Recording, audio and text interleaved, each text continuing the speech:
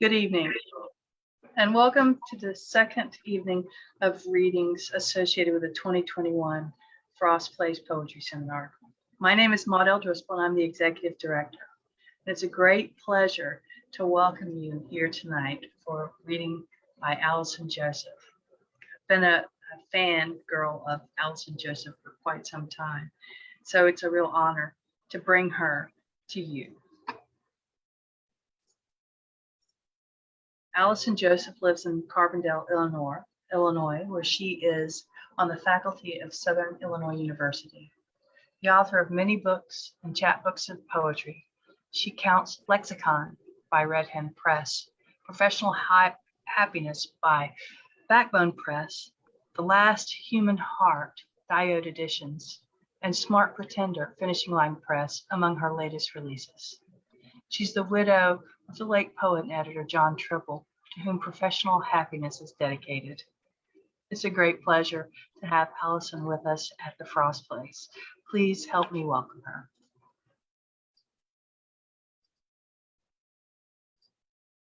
Hello, everyone. It is my extreme honor and pleasure to be reading this evening for the Frost Place. I want to thank Patrick Donnelly and Maudel Driscoll for their warm welcoming me to this community.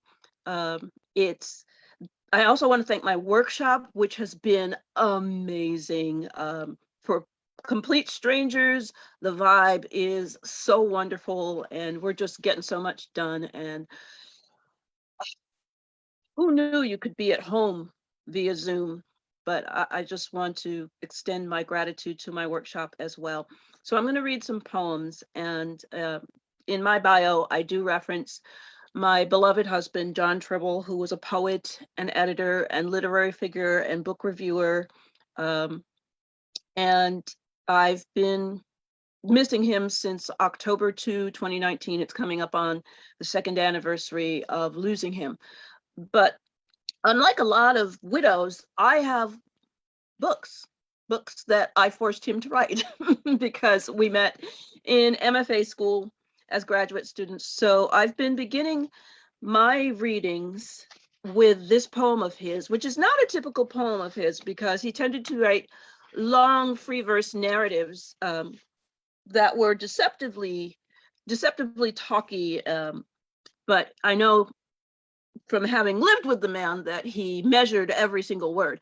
But this is a play off of a villanelle. Since I am teaching the formalist track, I wanted to read this.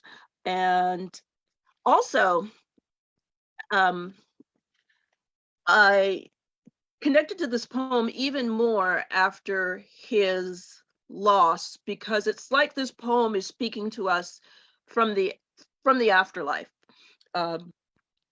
He passed away, and then a few months later, the pandemic began, and we're still under the thumb of it.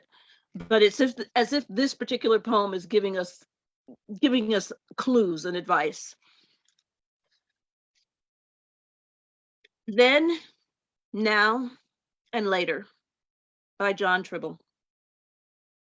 The life you lead is not the one you planned.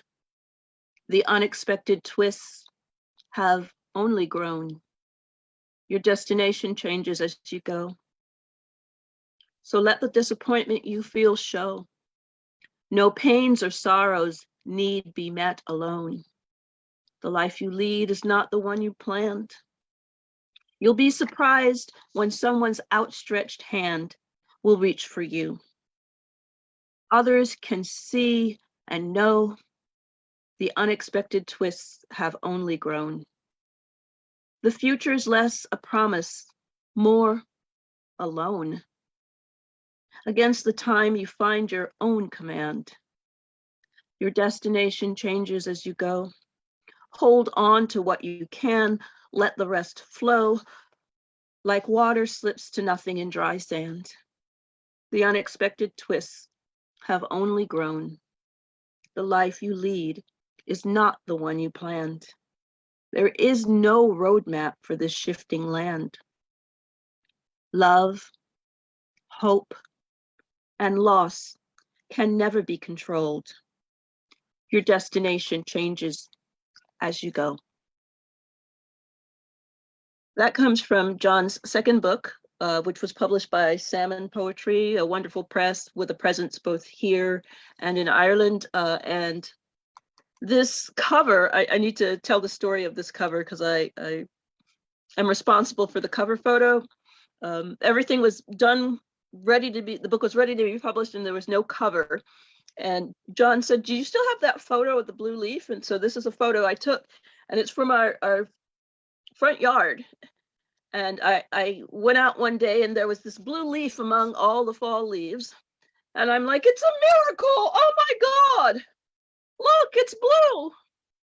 It's a freak of nature. Later on, I realized that the power company had been in the neighborhood a few days before, and they had used spray paint to indicate where they wanted to dig. So count on a poet to come up with the most fanciful explanation for what had gone on. So the question remains, the question is, can a sonnet be funky? Literary tradition would have you say, probably not. It's kind of an uptight form. So this is my attempt to make a sonnet funky. Let's see where it is. Page 12.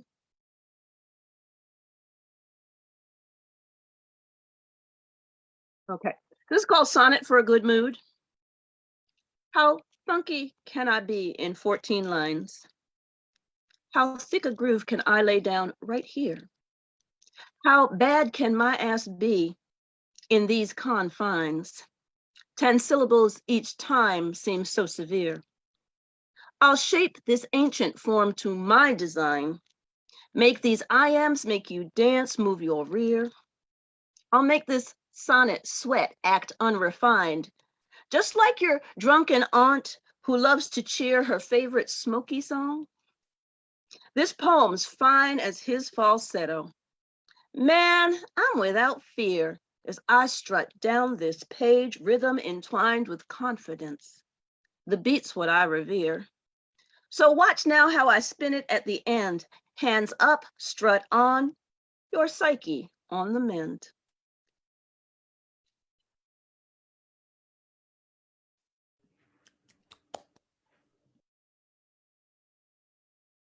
Okay, so in workshop, we were talking about the hustle and the use of the hustle.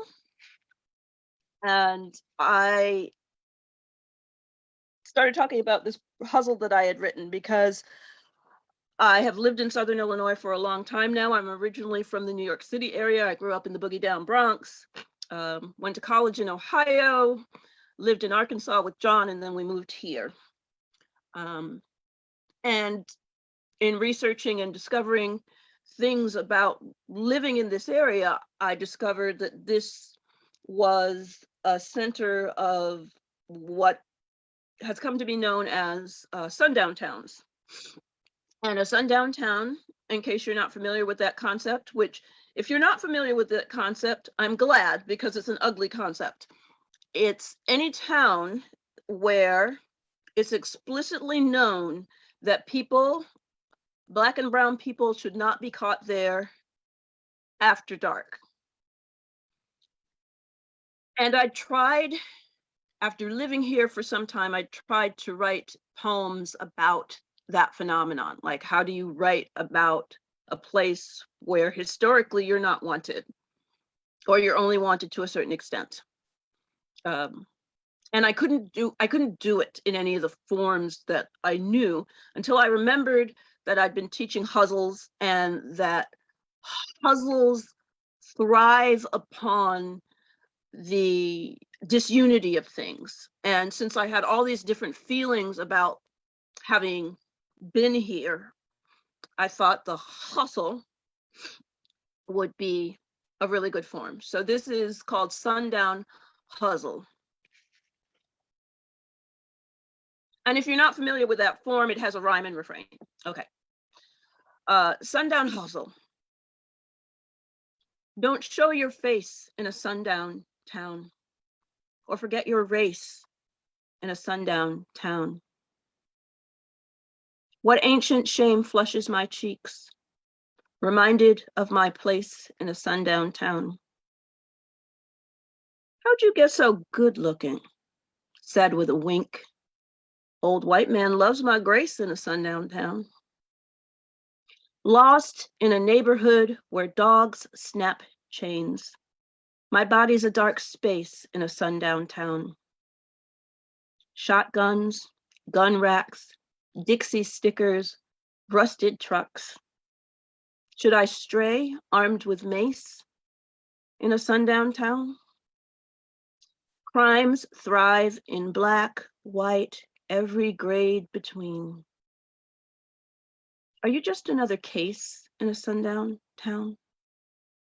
Kink of your hair, curl of your lip. Be careful who you embrace in a sundown town.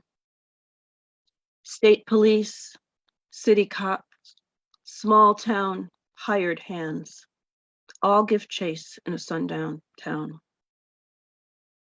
Burned houses, riddled with junk and meth. Hatred creeps its petty pace in a sundown town. Black father, white mother, coffee-colored daughter. What can love erase in a sundown town? Rivers, tires, bodies, a confluence that cannot hide. Hard not to leave a trace in a sundown town.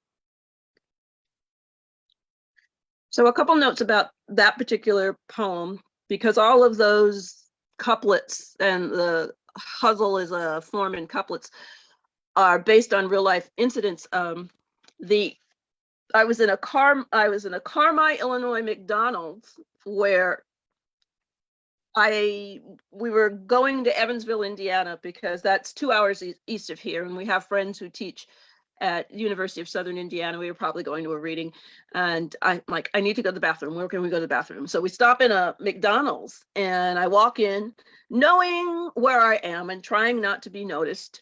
Head to the bathroom, go to the bathroom, and decide that I'm going to get a little thing of French fries, because as one does in the McDonald's. And there was a whole row of elderly white men sitting by the window. And the head honcho in charge, I could tell he was the leader of the pack, is the one who stepped up to me and said, and I thought he was going to like curse me out and say, get out of here, you don't belong here, what are you doing here? No, he asked me, how did you get so good looking? And I was so stunned by that reversal of what I expected that I just stuttered, my mama and my daddy. I did leave with my fries. So another shout out to my workshop for helping me decide which poems to read. This next poem comes from a new chapbook from Backbone Press, which is a small press. College publishes women and poets of color. And this is my second book with them. I did a book called Trace Particles with them, and this is my second book with them. And this is we started our workshop in the formalist track talking about the Terzanel, which is a cross between the villanelle, which most poets are familiar with the villanelle, or at least have read One Art, or Do Not Go Gentle Into That Good Night. So we know it's a 19-line form with refrains and all of that. And the terzanel is a marriage between the villanelle and terzarima. And terzarima is a rhyme scheme, ABA, BCB, CDC. So it's a chain rhyme. And I've never had much success writing in terzarima because it's open-ended, and I need forms that tell me when to shut up, or else I'll never shut up, as you can see right now. So, and this is a terzanel. So you'll see some repetition, but it's not as repetitious as a villanelle is. And don't get me wrong, I love villanelles, but I love also having this option to have something that feels like a villanelle that is not quite as repetitive. And this poem is dedicated to all the brave young Black women who have spoken up over the last few weeks and said, no, you're not going to do this to me. You're not going to force me to do things that are not right, whether it's Simone Biles, Sha'Carri Richardson, or Naomi Osaka. This poem is dedicated to them.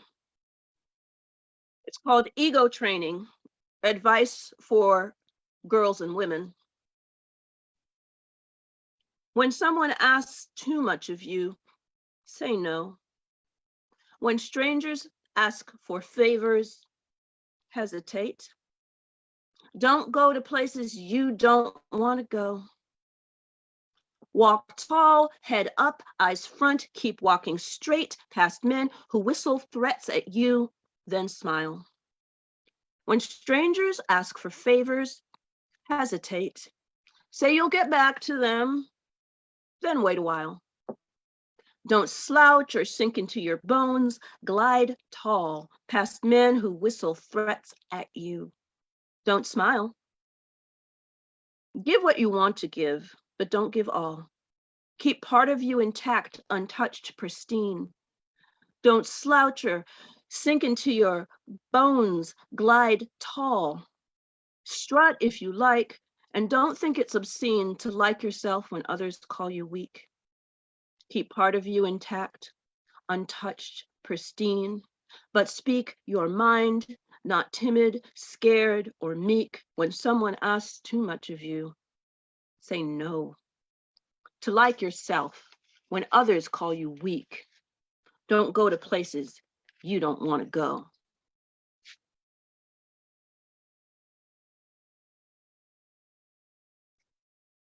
So this is Lexicon, which is my latest full-length book, and you may see a resemblance here.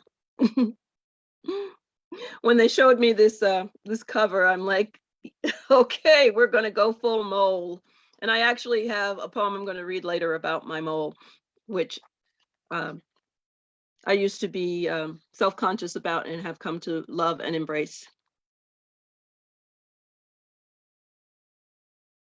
So Red Hand Press is based in Pasadena, California. They are an independent press. They publish poetry, fiction, novels, nonfiction. They do so much great work in the community. And for some reason, when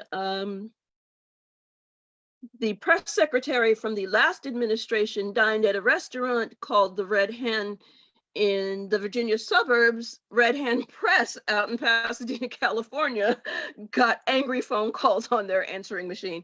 I don't know why people conflated a independent press in California with a restaurant in the Virginia suburbs, but that was a thing that happened. So this book has a combination of subjects, but a lot of examination of language itself. And I take, these poems were written long before my husband's death. It centers more around my mother's death. So this next poem is a sonnet, and I've been teaching a lot about elegies. I had an interest in the subject before my husband passed, and much more now. I've written a lot of elegies for him, but this is, I guess I want to call it an ars lacrimosa, because, you know, an ars poetica is a poem that defines poems or talks about the art of poems.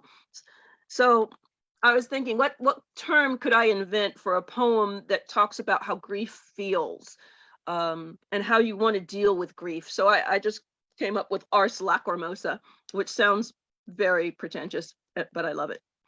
So this is called Grief, a Petition. And I was very fortunate that for one of their fundraising events,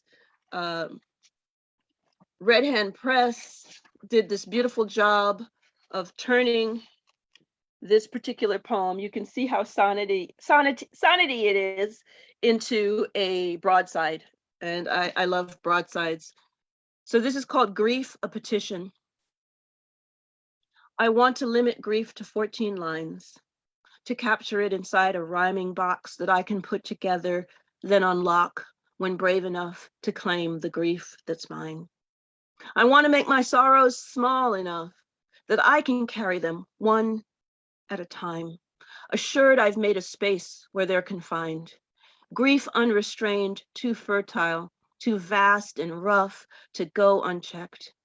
I need to break it down, go bit by bit until I've built a space with boundaries that wrap their way around, like vines around a stake.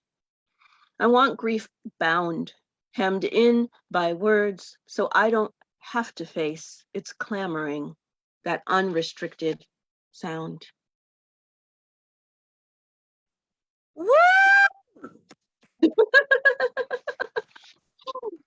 So one form that I was surprised not to see amongst the packets is the pantoum. And I'm a big pantoum person. I love anything that repeats, I guess. So this is, let's see if I can find it.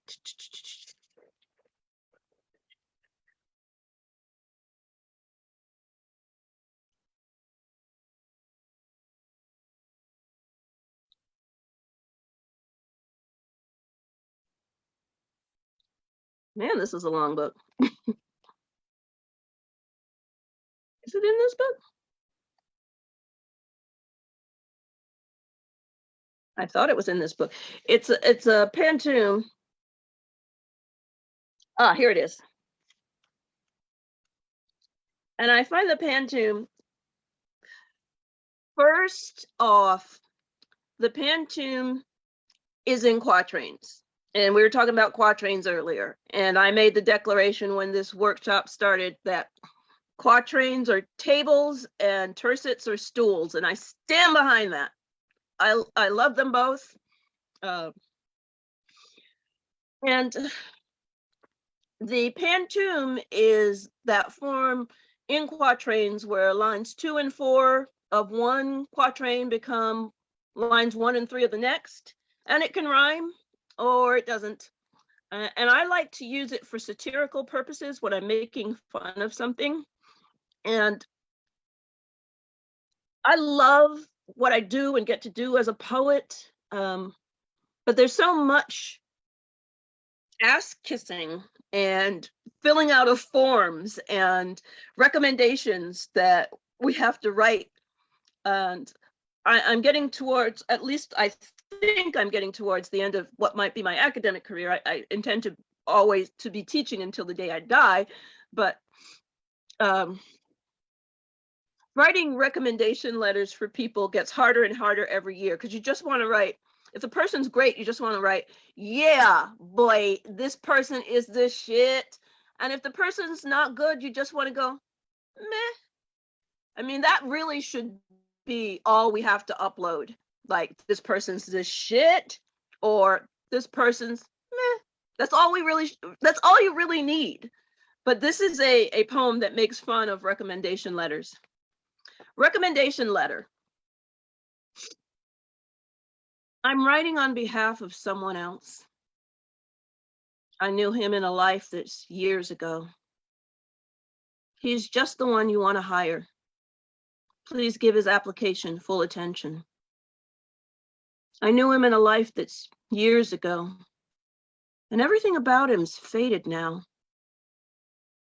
Please give his application full attention, because I tell you to, because I wrote this down, and everything about him's faded now, except the fact that he needs a job, needs to eat. Because I tell you to, because I wrote this down, please look over his stats, his credits, his bio.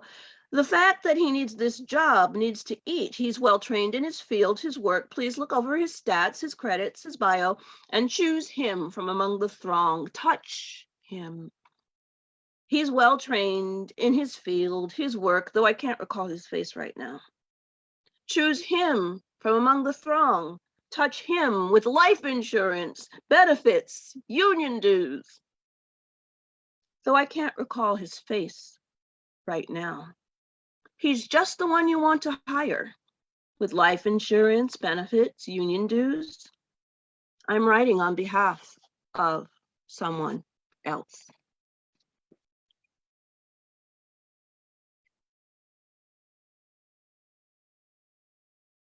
So just a few more poems, and thank you for being such a wonderfully lively and attentive audience.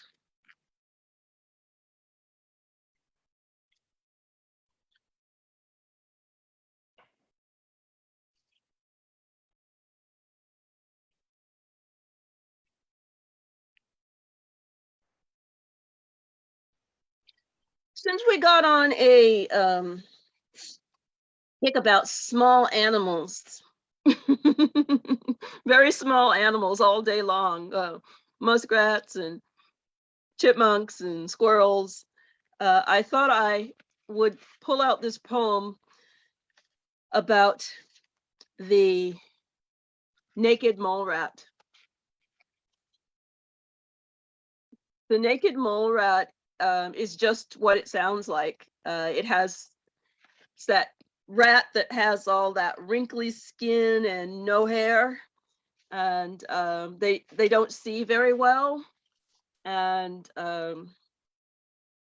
they manage.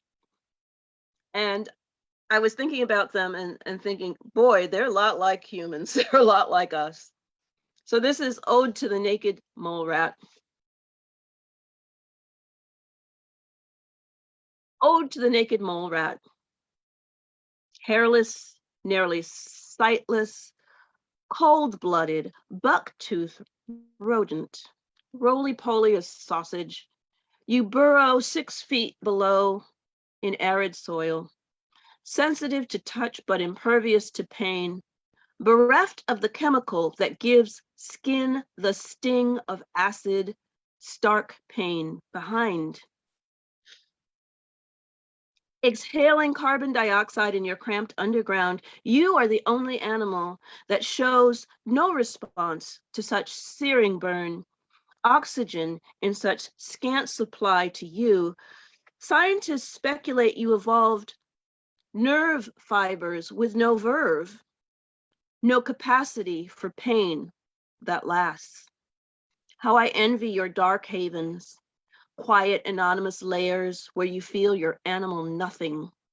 Almost useless eyes, beady slits, skin wrinkled as an elephant's, a coat of gray garbage bags.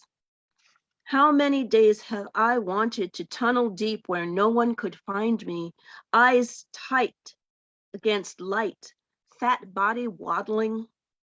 The air that sustains you would kill me, but we are still mammal kin, vertebrates negotiating tunnels as if we know what we're doing, know what paths to pursue, despite our blindness and saggy skin, our fiercely ugly claws.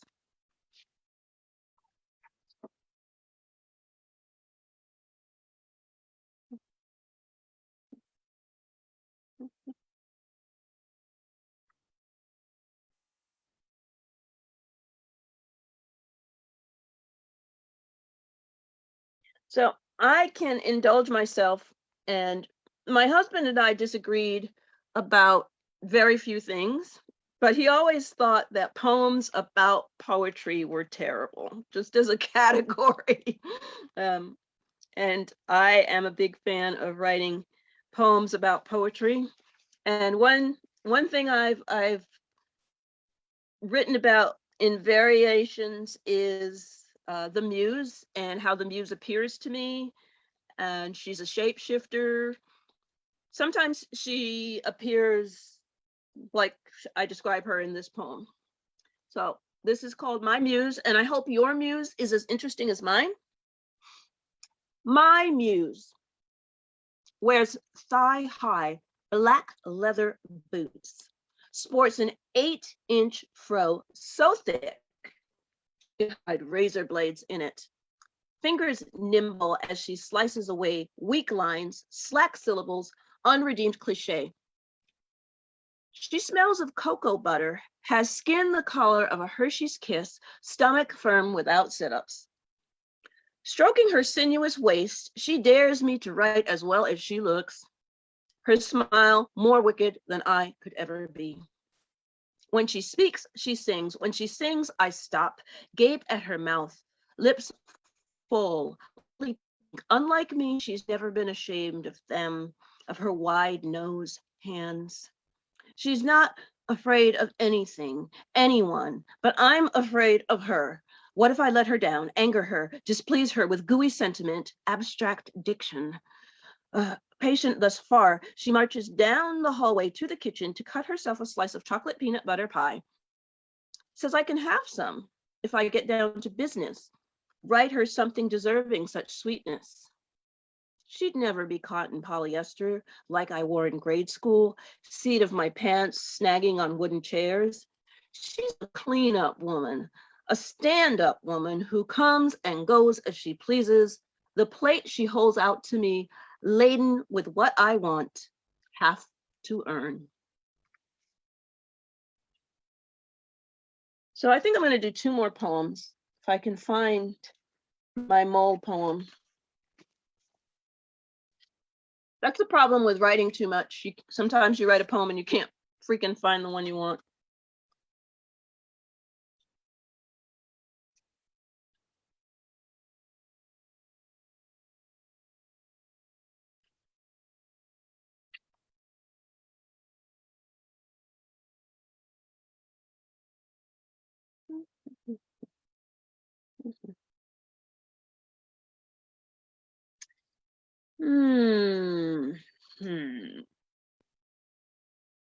What should I end with? What should I end with?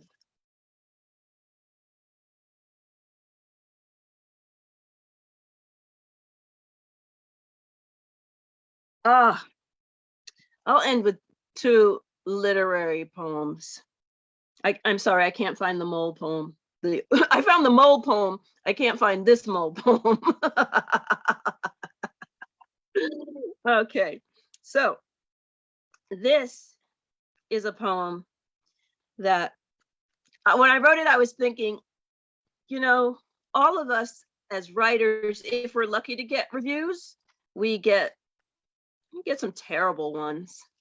And I thought my logic behind this poem was, if I write the most terrible, scathing review myself, then everything else will be better. So my logic was, if I injure myself, then someone else can't hurt me. So this is called My Own Worst Book Review. And it is in tercets, so it's stools, not tables. My own worst book review. More blather about her childhood. When will she figure out readers just don't care about her wayward schoolyard battles, her gym class escapades? I yawned the whole way through poems about platitudes of initiation, rites of girlhood, her painful hip shaking, chest thumping. Really, whoever would read this and find it worthy isn't worth your attention. Her poems are a plague of autobiography, insisting you listen to details of blood and sweat, a most unfortunate cleavage showing, a cavalcade of shop-worn feminism and kitchen sink negritude. Or should I say, sick, since that's how I felt after wasting 20 good minutes on this adolescent prattle she dares called poetry. Heard her drivel on your must avoid list, ranked in your purse or back pocket, so you can always spot this poet's name. Get all the letters right. Condemned her quick. So if you do the lacerations yourself, somebody else can't hurt you. So I'm going to end with a poem from an old chapbook. This chapbook came out from Mayapple. Mayapple Press used to be in Michigan, now it's in New York. Poet Judith Kerman, if you're familiar with her work, she is the driving force behind Mayapple Press. And People say, why do you publish both full-length books and chapbooks? And my analogy has always been, sometimes you want the whole pizza, but sometimes you want a couple slices. So the whole pizza is a full-length book. And sometimes you just want a few tasty morsels, a couple slices. That's a chapbook. So people who know me know that I never learned to drive. My adolescent years were in New York City. So who drives in New York? Then I went to college in Ohio, tiny college, Kenyon College. We actually, freshmen weren't allowed to have cars. And where was I going to go? Go visit some cows? Then I went to graduate school. I met John Tribble. John was from Little Rock, Arkansas, and loved to drive. So, and one of our projects was, at some point he was going to teach me. He passed away before he could, so I still don't drive. So I walk everywhere, or fortunate for me, even though I live in this isolated college town, a mile away from my house is an Amtrak station. And I get on that train and I go up to Chicago, and from Chicago, I can get anywhere in the world. So I still have a lot of issues because I'm on foot. So this is I'm going to end with a villanelle. Pedestrians blues. Please don't run me over with your big red car. Slow down and give a woman walking room. My feet may be tired, but I've traveled this far. Put down that phone, that blunt hand-rolled cigar. Slow down and don't send me to certain doom. Please don't run me over with your big blue car. Stay home to drink, no skidding from a bar into a vehicle in night dark gloom. My feet may be tired, but I've traveled this far with so much more work to do. Learn my guitar, write poetry that no one else will groom. Please don't run me over with your big green car. Remember how sedate some of us are. We don't move quickly, slower now to bloom. My feet may be tired, but I've traveled this far. Pebbles in my shoes, soles dark with asphalt, tar. Don't make this narrow street my end, my tomb. My feet may be tired, but I've traveled this far. Please don't run me down with your big new car. Thank you so much. I am so grateful for your attention. Thank you so very much.